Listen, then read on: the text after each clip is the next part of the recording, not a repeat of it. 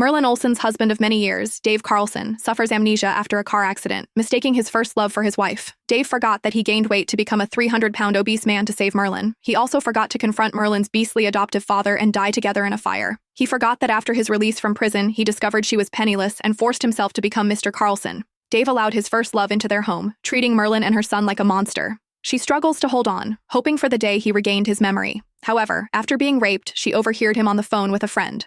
If I had met Merlin first, perhaps Lily Franco would be the one I used as practice for marriage now. But Lily is back. The position of Mrs. Carlson must be hers. I should have pretended to be a thug. That way she would have learned her lesson. Merlin watched him slam the door on her, and her eyes suddenly welled up. She had no intention of putting up with a man like this anymore. Turning away, she went downstairs and started the car. Her child was waiting for her at home. The car slowly started moving. The cold night wind rushed in through the car window. This was the first time she hadn't disturbed Dave's good time since she learned he was faking amnesia, yet he had someone deliberately rear-end her car. Does it feel good to bully someone, Merlin? Lily was so scared until she couldn't sleep all night. Are you satisfied now? He grabbed her by the back of her collar and slammed her against the smoking hood of the car.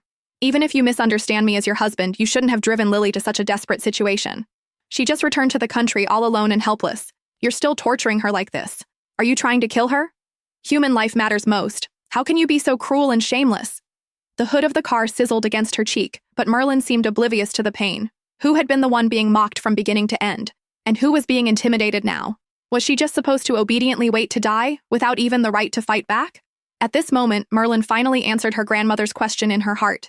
Because Dave no longer loved her. He had risked his life to donate bone marrow for her, served time in jail, and even gone to sea. Before overhearing the phone call, she foolishly chose to believe him. She believed he had only lost his memory in a car accident and mistaken Lily for her, which was why his feelings, and his treatment of her and their son, had changed so drastically. Merlin never dared to dream that the amnesia was fake, the love was fake, and even the marriage was just a tool to use her as a practice subject. The man who spoke gently even to the waitress, whose manners were ingrained in his bones, actually disguised himself as a thug and raped her to force her to leave. Thinking you're my husband. That's right. All these years it was just wishful thinking on her part, just a pathetic joke. She laughed, but unlike her usual gentle laughter, it revealed a calmer and more clear-headed side. Stop pretending to have amnesia, Dave. It's pointless. I'll only ask one question. Have you ever, even for a moment, truly liked me? Dave showed no embarrassment at being exposed, nor did he try to distance himself from her as before. Instead, he smiled slightly, carefree and unrestrained, indescribably handsome. In all these years, she had never seen him smile with such youthful energy, while Lily, with just her appearance, effortlessly possessed a tenderness she could never attain in her entire life. Her eyes instantly reddened, and she hastily lowered her head, burying her tears in her clothes. Answer me.